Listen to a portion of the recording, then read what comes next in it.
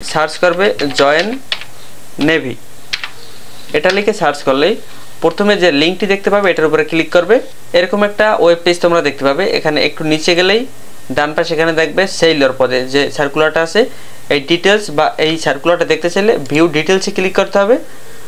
তোমরা এখান থেকে সম্পূর্ণ বিস্তারিত দেখে নেবে, তোমার জন্য কোন পদটা উপযুক্ত তুমি সেটা বিচার করবে, তারপরে আবেদন করবে। আবেদন করতে হলে তোমরা এই অ্যাপ্লাই নাও বাটনে ক্লিক করবে। অ্যাপ্লাই নাও বাটনে ক্লিক করার পর এখানে তোমরা এই চেক এলিজিবিলিটি, অর্থাৎ তোমার এলিজিবিলিটি চেক করা হবে যে তুমি আবেদন করার যোগ্য কিনা, যোগ্যতা বিবেচনা করবে তারা। এই জন্য কিছু তথ্য এখানে তোমাকে দিতে হবে। সর্বপ্রথম তোমাকে তোমার জন্ম তারিখটা এখানে দিতে হবে। তুমি এখান থেকে সর্বপ্রথম জন্ম সালটা সিলেক্ট করবে, এখান থেকে মাস, এরপরে ডে সিলেক্ট করার পরে এখান থেকে তোমার জেন্ডার অর্থাৎ তুমি ছেলে নামে এটা সিলেক্ট করবে। এরপর এটা বাংলাদেশি ন্যাশনালিটি, এটা অটোমেটিক থাকবে। ম্যারিটাল স্ট্যাটাস মানে তুমি বিবাহিত নাকি অবিবাহিত, অবশ্যই আনম্যারিড হতে হবে, না হলে এসব সার্কুলারে আবেদন করা যায় না। এরপর এখানে তোমাকে তোমার উচ্চতাটা দিতে হবে, তুমি কত ফুট কত ইঞ্চি সেটা এখানে দিবে।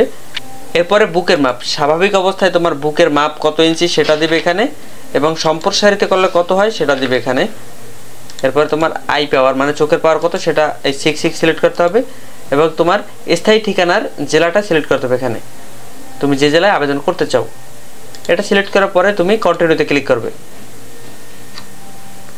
কন্টিনিউতে ক্লিক করার পরে এখানে তুমি জেএসসিতে পাস নাকি ফেল সেটা এখানে দিতে হবে।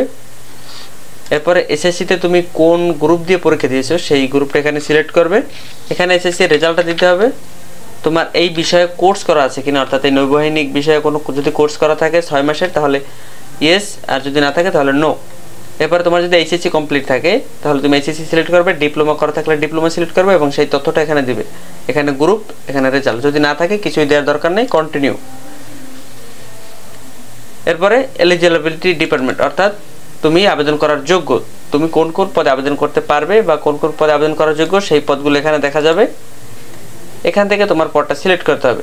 মনে করো আমি এই সেলর রাইটারে আবেদন করব, চাইলে এখান থেকে ডিটেলস দেখে নিতে পারো, যেহেতু আগেই তোমার দেখা আছে সেহেতু আর দেখার দরকার নেই।